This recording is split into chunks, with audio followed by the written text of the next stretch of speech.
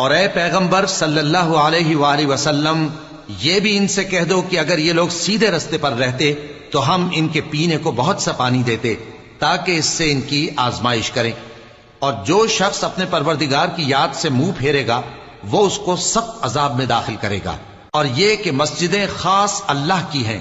تو اللہ کے ساتھ کسی اور کی عبادت نہ کرو، اور جب اللہ کے بندے یعنی یہ پیغمبر صلی اللہ علیہ وآلہ وسلم اس کی عبادت کو کھڑے ہوئے تو کافر ان کے گرد ہجوم کر لینے کو تھے۔ اے نبی صلی اللہ علیہ وآلہ وسلم، کہہ دو کہ میں تو اپنے پروردگار ہی کی عبادت کرتا ہوں اور کسی کو اس کا شریک نہیں بناتا۔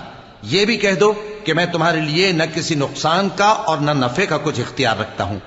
یہ بھی کہہ دو کہ اللہ کے عذاب سے مجھے کوئی پناہ نہیں دے سکتا اور میں اس کے سوا کوئی جائے پناہ نہیں پاؤں گا۔